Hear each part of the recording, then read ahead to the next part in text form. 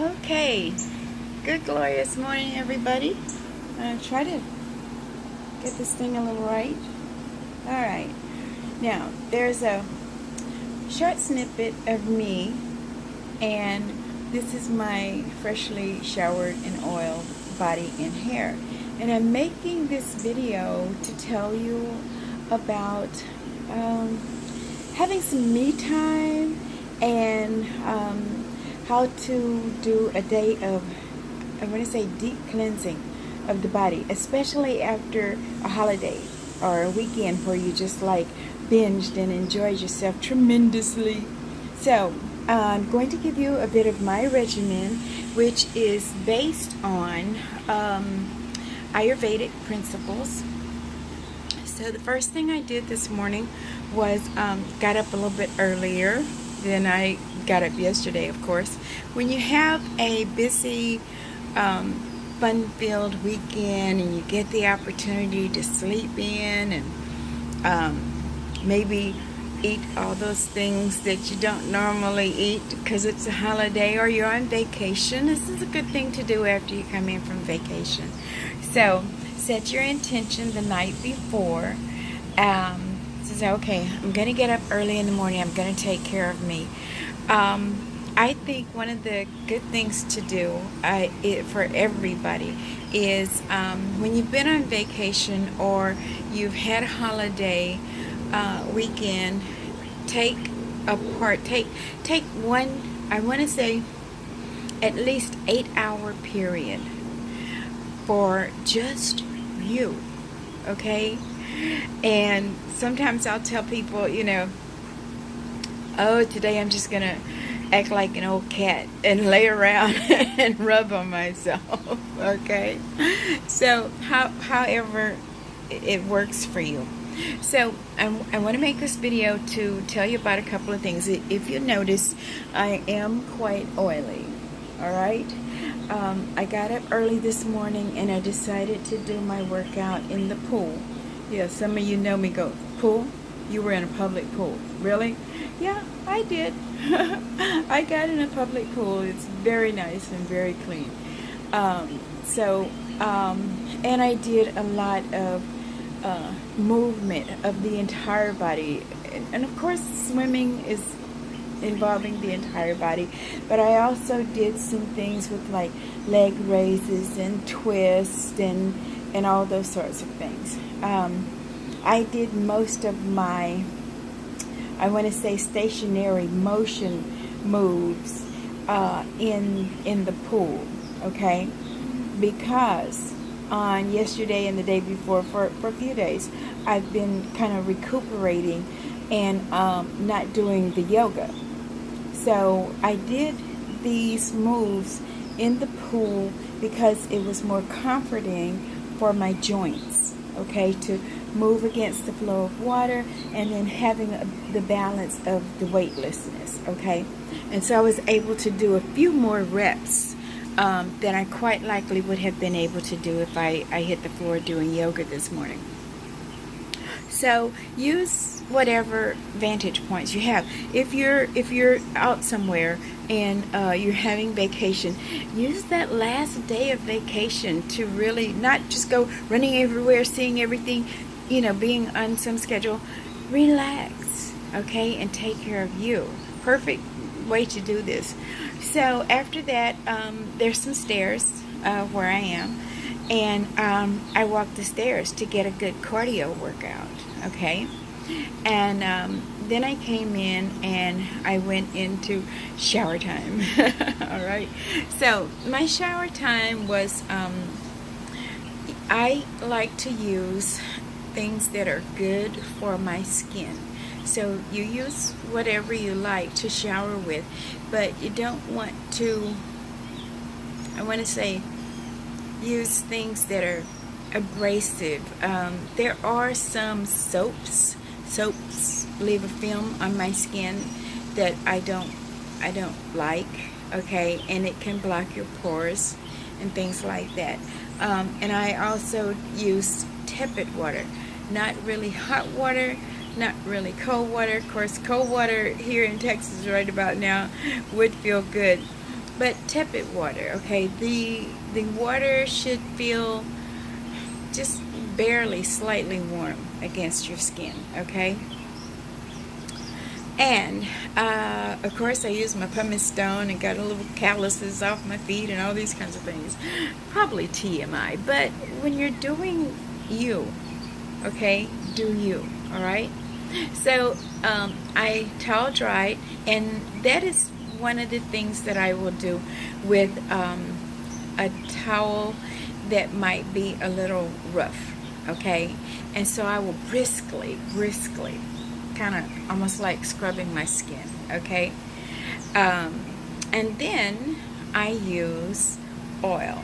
So this process is called Abhyanga in Ayurveda.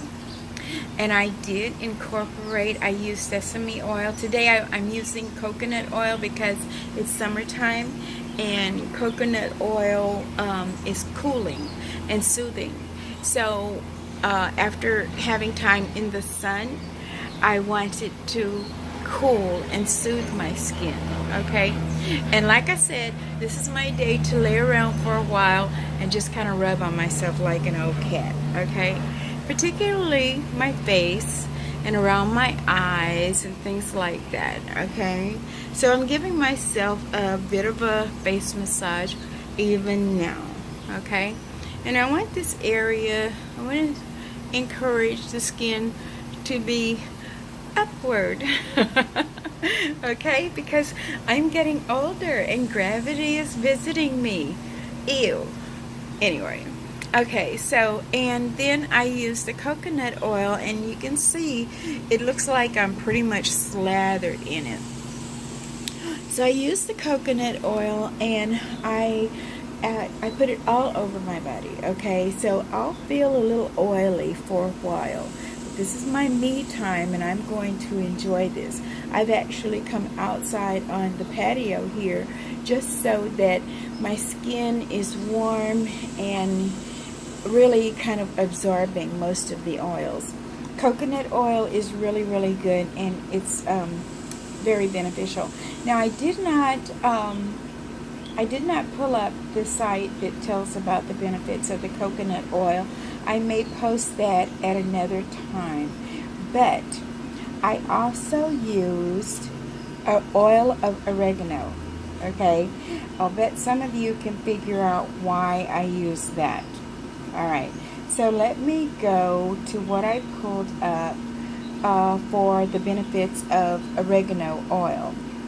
And I use a very high quality oregano oil or oil of oregano. Read your labels if you're out buying this. If I buy some that has an additive, which most of the time it's going to be, I buy the one that has, if it says ingredients, it'll say oregano oil, and it may say olive oil, okay? I can handle that. It may be even, I think I bought a product one time that said jojoba oil. Okay, so you don't want to put oregano oil on your sensitive skin. Neat. Ouch. Yeah, really, really. So, anyway, I use the oregano oil because it has ingredients that are beneficial. The main one, carfacrol. Okay, and it says research has shown that this phenol has promising potent healing properties and can fight several types of bacterial infections such as E. coli, Candida albicans, Salmonella, Listeria, Staphylococcus, and more. It also has thymol, which is another phenol. Okay, and it helps to protect against toxins and promotes healing. Terpenes, brimming with potent antibacterial properties. So those are the dynamics of it. Now, there's many essential things. So you can use oregano oils, and this is my go-to when I have colds or sinus or feeling congested, okay, because it's wonderful decongestant for cough, colds, and bronchitis. Now, I'm more of a kapha disposition, those of you who know Ayurveda or get introduced to Ayurveda through me are going to come in contact with that word. Kapha is comprised of earth and water. So I have a tendency to be kind of like mud. All right. My physical disposition is a little bit thick and sturdy and things like that. Oregano oil is good for allergies. All right. It's good for acne. I've never really had a problem with that, but I would suggest that if you're using oregano oil to treat acne, be very careful because it can burn. Okay, it can just really make you uncomfortable. So contact a healthcare professional like me and ask for ways to use it best. Okay, so Candida. Now, after you have had vacation time, weekend time of consuming all kinds of things, okay, and you're concerned about toxicities, and oh God, I need to detox. Maybe you've had a lot of alcohol, you've had a lot of sugar, those types of things inside the body set the groundwork for candida and yeast infections and things like this. And if you've been out traveling in places where you don't normally go, it's really great to have this antibacterial. So I haven't done it yet today. I'm just still basking in my bath part, but I did put a few drops in my hand after I had put on my all the oils all over my body, head to toe. Okay, got a little bit of oil in my scalp even now. So then I take a few drops in my hand, and I'll start normally at my belly. Okay, just applying the oregano oil. Then I'll go back to the lower part of the spine, the sacral spine, my low back, because I have a lot of trouble with pain, soreness, stiffness sometimes in the low back area. And then I go to the area of the hips. Now, also, when you're dealing with things, remember the lymphatic system. The lymphatic system is your sewer system. It helps your body to purge. And so I will put the oregano oil like in this area, okay, right up under the arms and in this area like between the shoulders, and because you've got lymph nodes in there, okay, and the lymph nodes going to absorb that oregano oil and help with flushing out, and it has a little extra oomph in there to kind of get rid of the bacteria and stuff. So and then I'll come up to areas of the neck. We've got lymph nodes in here, okay. Very light on oregano oil with that, okay, and have a good carrier because it can have a tendency to be a sensitive area, okay. So I'll put a little bit like right here where the lymph nodes are. You know when you go to the doctor and they touch you right here if you have a sore throat, they're touching for the lymph nodes, okay. And so you can put a little dab right there. And then I kind of go across the thyroid, that kind of a thing. Okay, so I use the oregano oil. I also use the oregano oil anytime you go and get a pedicure. You want to take a little bit of oregano oil, okay, and after your feet are nice and dry, and if you have a few moments, or even when you have your shower afterwards or your bath afterwards, you want to put a drop or two of oregano oil and really massage around the cuticles where they were cutting and polishing and all those kinds of things, and around the tips of your toes, and around the middle of your toes, and that area in there, between the toes even, not a lot. And once again, you might want to use a carrier oil. And what this does is those areas are going to be affecting your sinuses, your eyes, and your respiratory, upper respiratory kind of system on your toes. You can look it up under reflexology and understand what you're doing. But the antibacterial properties of the oregano oil are going to be kind of like if you would put tea tree too. You could use tea tree as well. But the oregano is really good for fighting off any bacteria or fungus. Fungus. So, tea tree and or oregano oil for your feet, okay, for toenail fungus. And then, of course, you can use it for aging, but I use something else for the aging, and I just lost my computer. But anyway, I can tell you about it. It's pretty simple. I use rose water. Now, before I put the oil on my face, after my shower, I use a cotton ball and wipe my face with rose water. You can find it, well, I find most of my stuff in the Indian stores, but you can find it in Hispanic stores. I think it's pretty prevalent there. Or you can make your own. When roses are in bloom, you pick some of those, and you know me, I'm gonna slightly rinse them, okay? Almost like if it were spinach and I was gonna eat it. And then I'll put it on the stove and just get the water slightly warm, okay? And I'll let it sit for overnight, and then I can use it. But I didn't do that this time. I went and bought a bottle of rose water and wiped my face.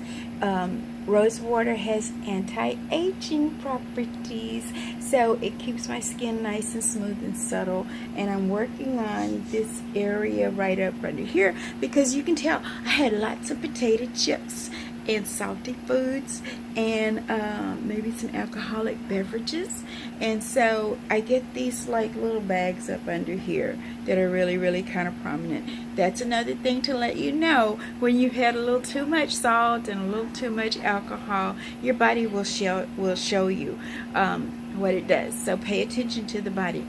The rose water is wonderful for your face. I use it right along the scalp line, the hairline, and that's very good. And then, of course, I use a little coconut oil because I just want the elasticity, okay? I don't want my face to be dry and cracked, okay? So I cleanse with the rose water, and that's a mild astringent for deep cleansing the face. And then I very lightly, believe it or not, I very lightly, but I'm glowing like I'm a glowworm. But I did use the coconut oil very lightly on my face.